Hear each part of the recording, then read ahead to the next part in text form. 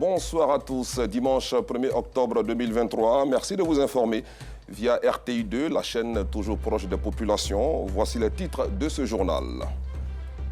Le dossier de la rédaction ce soir nous conduira dans l'univers des soldats de la salubrité. Vous le verrez, ces collecteurs d'ordures s'exposent à des risques dans l'exécution de leurs tâches.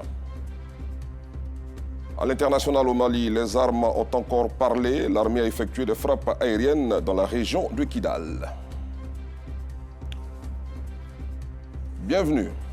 Avant de développer ces titres, rappelons que nous sommes au premier jour du mois d'octobre, un mois rose, destiné à sensibiliser les femmes au dépistage du cancer du sein, la première cause de mortalité par cancer chez les femmes, et à la récolte des fonds pour la recherche dans le cadre de la lutte contre ce fléau. C'est aussi l'occasion d'apporter son soutien aux personnes touchées par la maladie, mais aussi à tous ceux qui luttent chaque jour à leur côté. Le symbole de cet événement est le ruban rose. Place au dossier de la rédaction.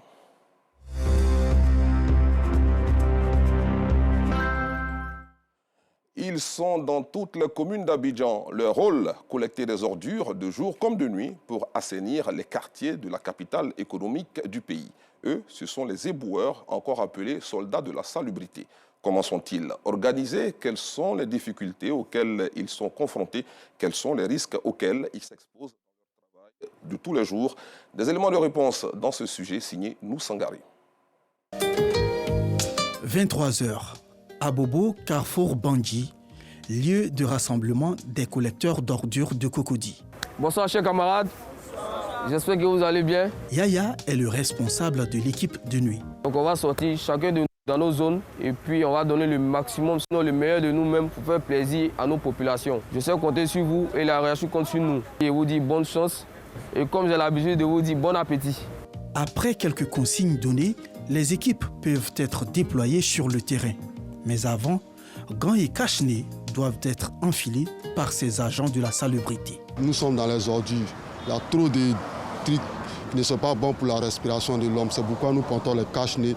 Sans les gants aussi, on ne peut pas travailler. Parce que nous travaillons dans les ordures, nous avons besoin des gants pour travailler. Souvent même, il y a des seringues, il y a des bouteilles, il y a des lames, il y a des couteaux, vraiment on est trop exposés.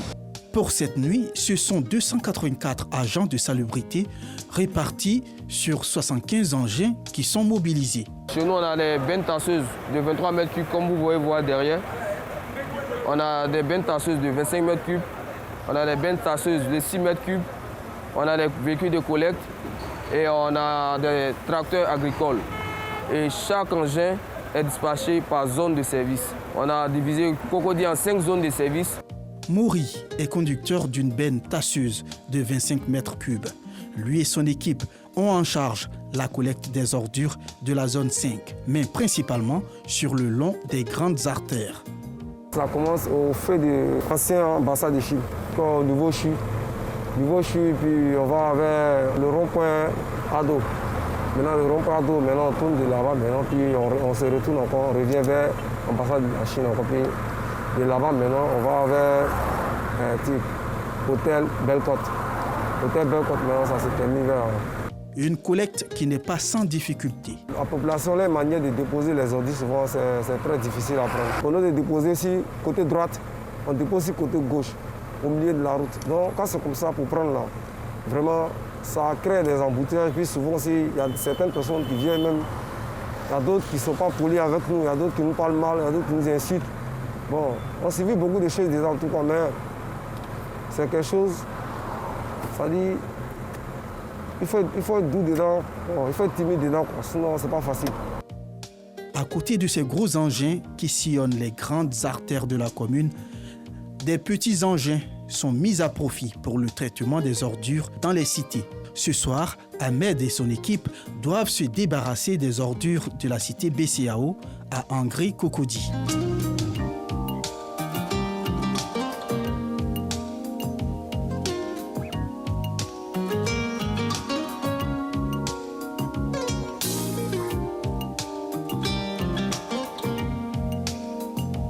Une fois la collecte terminée, avant de quitter la cité, ils doivent soumettre un document au vigile pour marquer leur passage. Il y a des gens de la cité qui se plaignent pour dire que non, les cités n'arrivent pas à être traitées. Donc c'est pour ça que nos patrons ont mis ça en vigueur. Avant, si on finit de traiter la cité, en sortant, on remet au vigile pour qu'ils puissent signer. La nuit comme la journée, si vous finissez de traiter la cité, on les remet signe simplement et puis on sort. Les ordures collectées dans les différents secteurs par le service de nuit sont acheminées ici, au centre de groupage du carrefour Bangui à Abobo.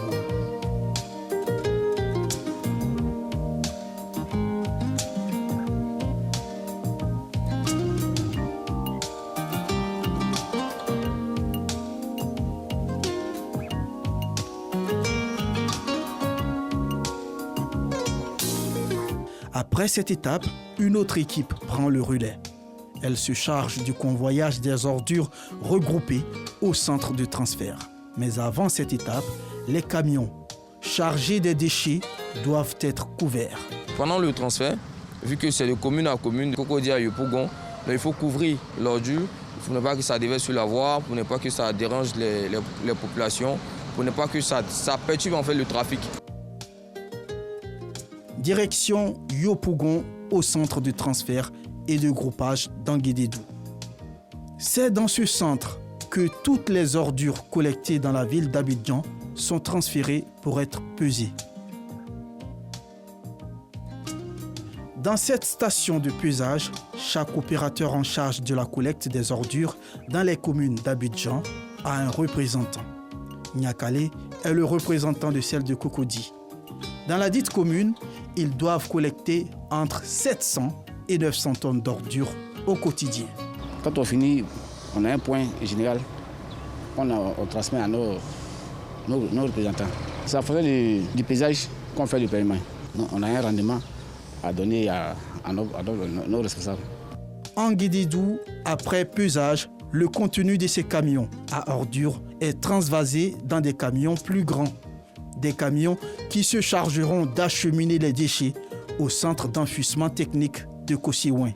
En contact régulier avec les ordures aux odeurs nocives, nombreux sont ces agents de salubrité qui s'exposent aux maladies de tout genre, selon Roger Oulaye, chef de service hygiène générale à l'Institut national d'hygiène publique, INHP. Ils sont susceptibles d'attraper les maladies qu'on appelle communément les gastro-entérites, le choléra, les salmonelloses au niveau de la peau. Ils sont donc susceptibles d'attraper les maladies de la peau qu'on appelle généralement les dermatoses. Ils sont aussi susceptibles d'attraper des maladies qu'on appelle communément le péril fécal, les maladies du péril fécal. Il s'agit des maladies comme la fièvre typhoïde et puis les parasitoses. En quatrième lieu, on a les maladies qu'on appelle des infections respiratoires. Ce sont les rhinopharyngites, qu'on appelle généralement le rhume, les angines, les otites, donc les problèmes au niveau des oreilles, et les bronchiolites, c'est la toux sèche, la toux grasse, et les essoufflements, et puis toutes sortes de pneumonies. Pour éviter ces maladies, le respect des règles d'hygiène et les vaccins pour eux s'avèrent nécessaires. Arriver au travail, qu'ils enlèvent les tenues de maison, qu'ils portent les tenues de travail. Les épis, c'est-à-dire que les équipements de protection individuelle, à savoir les bottes, les gants, les masques panoramiques, voilà. Et avant de commencer le travail. Et pendant qu'ils sont en train de travailler, il faut qu'ils évitent, au cours du travail, de pouvoir toucher à de la nourriture. Il faut qu'ils attendent après le travail, s'ils enlèvent les tenues de travail, ils enlèvent les gants, qu'ils se lavent les mains. S'ils ont une vestiaire qui se lave, ils portent les tenues de maison avant d'aller vers la nourriture. Étant donné qu'il y a les fortes odeurs qu'ils inhalent au cours de leur travail, il faut qu'ils mettent les masques panoramiques. C'est des masques qui ont des filtres et donc ils font que les mauvaises odeurs ne peuvent pas donc toucher donc à votre système respiratoire. Il y a le vaccin contre la fièvre typhoïde, il faut qu'il fasse ces vaccins. Le vaccin contre le tétanos parce qu'il peut se faire piquer par des objets pointus, piquants ou coupants. En dépit des efforts consentis dans la collecte des ordures, ces agents de salubrité ne sont toujours pas payés à la hauteur de leurs attentes. Cependant, ils préfèrent garder le silence sur leurs conditions salariales. L'actualité nationale est dominée par la tenue de la 6e édition du Sahara qui, depuis son ouverture vendredi dernier, accueille des visiteurs assez spéciaux, les enfants qui accordent un intérêt particulier au parc animalier et agricole. Les tout-petits en profitent pour se divertir et s'informer sur les richesses des secteurs de l'agriculture et des ressources animales. Compte rendu, Justin Kwasi. Dimanche 1er octobre 2023, nous sommes au 3e jour du Salon international de l'agriculture et des ressources animales. Ici, les visiteurs, accompagnés de leurs enfants, diffèrent parmi eux. Tous sont attirés par les expositions. Un cadre complet. D'abord, ça permet aux enfants de découvrir tout ce qui tourne autour de l'agriculture. Un secteur qui moi-même personnellement me tient à cœur. Et puis ça permet aux enfants aussi de pouvoir s'amuser et puis profiter en tout cas de toutes les attractions qu'il y a autour de l'événement. C'est une première pour mes enfants qui sont déjà épanouis. Ils essaient de découvrir de nouvelles choses, ce qui est très important. Dans ce parc d'attractions prisé par les tout-petits, tout est mis en œuvre pour leur divertissement. Je suis venue avec ma maman. On a visité les stands et restaurants. Et maintenant, je suis en train de jouer avec mes amis au foot, à la tir à l'arc et au basket. Au quartier, avec mes amis, il n'y a pas de tir à l'arc. Alors qu'ici, il y a tout. Je joue avec des personnes que je ne connais pas et ça me rend heureux. J'essaie de faire tout de la neige. Je m'amuse avec ma petite soeur et puis des amis. Ça se passe très bien. Parmi ces nombreuses expositions, le parc animalier draine le plus de monde.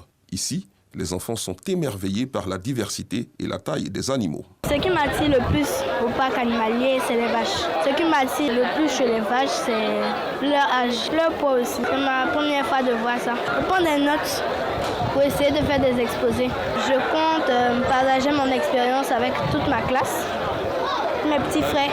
Le parc de l'agriculture, situé non loin de là, suscite également la curiosité des tout-petits. Ici, l'on trouve la quasi-totalité des produits agricoles. Ce père de famille profite de l'occasion pour faire visiter les stands à ses enfants. Étant un enfant même qui a fait l'intérieur, qui s'y connaît un peu en agriculture, j'ai jugé bon de venir avec les enfants d'abord voir les salons du côté de l'agriculture d'abord, avant de faire un mouvement vers le parc d'attractions. On nous a accueillis d'abord avec du matériel agricole, les engrais, en tout cas tout ce qui a trait à l'agriculture. Je pense qu'au sortir d'ici, les enfants auront une connaissance de ce qui est l'agriculture. Étant donné que depuis l'entrée déjà, avec les questions qu'ils posent déjà, je pense qu'ils sont déjà attirés par la chose. Pour ces expositions attrayantes et instructives, les enfants accordent un intérêt particulier au Sahara 2023. Le salon a pour but de valoriser, promouvoir et développer toutes les richesses du secteur agricole, de l'élevage et la pêche de la Côte d'Ivoire. Débuté le 29 septembre dernier, l'événement prendra fin le 8 octobre 2023. Restons dans la commune de Port-Bouille, précisément au 6e Sahara, où le ministre d'État, ministre de l'Agriculture et du Développement rural, a annoncé hier les prix garantis du café et du cacao pour la campagne 2023-2024. Pour cette période de commercialisation du cacao, le prix Bourchamp du kilogramme, alors qu'il était à 900 francs lors de la campagne passée, a été fixé à 1000 francs CFA, soit une hausse de 100 francs. Pour le café, le prix du kilogramme Bourchamp a été fixé à 900 francs CFA, soit une augmentation de 150 par rapport à la campagne précédente, selon Kobina Kwasi Adjoumani. Et puis depuis ce matin, les prix du litre du super et du gasoil connaissent une hausse de 60 francs CFA à la pompe chacun. Le litre du super est passé ainsi de 815 à 875 francs CFA et celui du gasoil de 655 à 715 francs CFA, a annoncé hier le ministre des Mines, du Pétrole et de l'Énergie, Mamadou Sangafoua Koulibaly, au cours d'une conférence de presse qu'il a co-animée avec le ministre des Transports, Amadou Koné, et celui du Commerce, de l'Industrie et de la Promotion des PME, Souleymane Diarasouba, à Abidjan Plateau. Intéressons-nous à présent au calvaire des usagers de la voie de Yopougon-Jesco. Les travaux de l'échangeur y avancent à grands pas. Une fois mis en service, il va fluidifier la circulation sur ce tronçon. Mais pour l'heure, l'ouvrage en construction est un véritable chemin de croix pour les usagers de cette route considérée comme celle de tous les dangers. Le témoignage de Clarisse Kanyala est commenté par Clément Boko.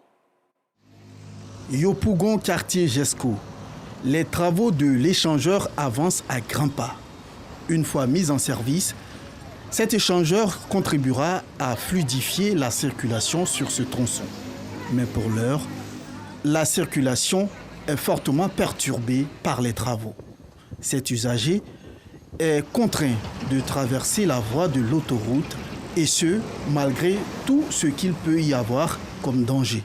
La traversée du pont est très longue et l'endroit où nous devons partir là est tout court.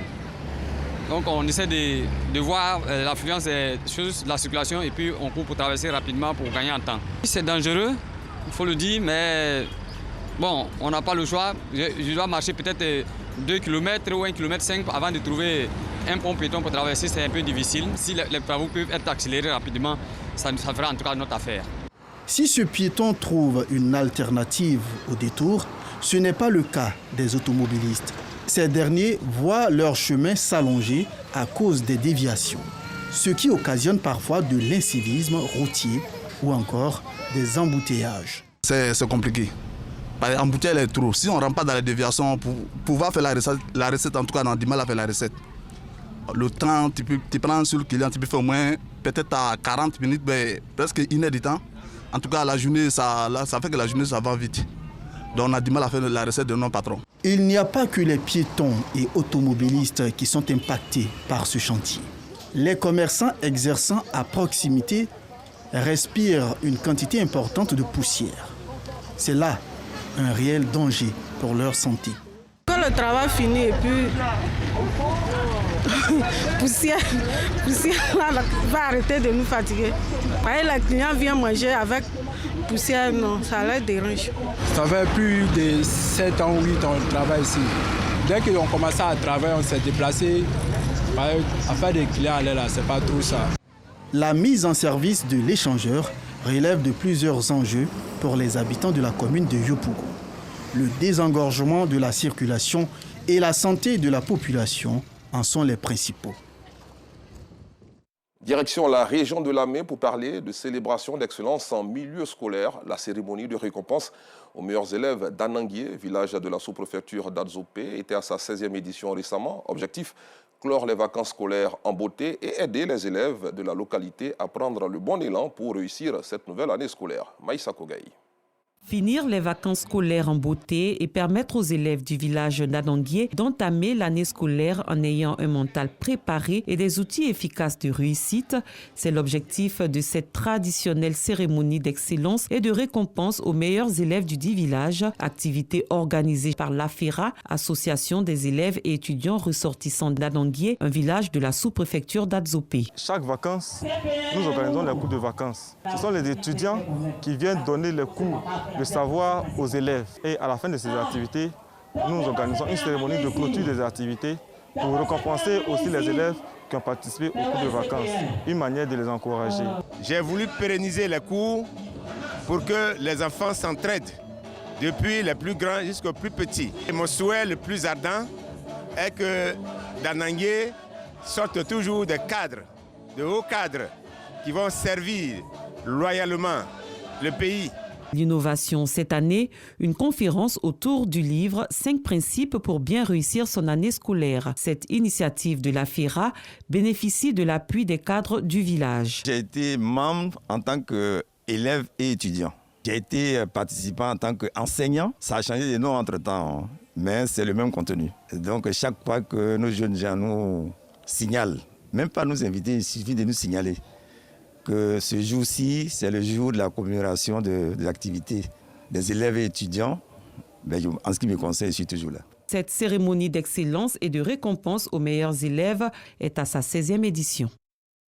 Un mot de religion dans cette édition. La nuit du mardi 26 au mercredi 27 septembre dernier marquait le Mawloud aux célébrations de la naissance du dernier prophète de l'islam sur toute l'étendue du territoire.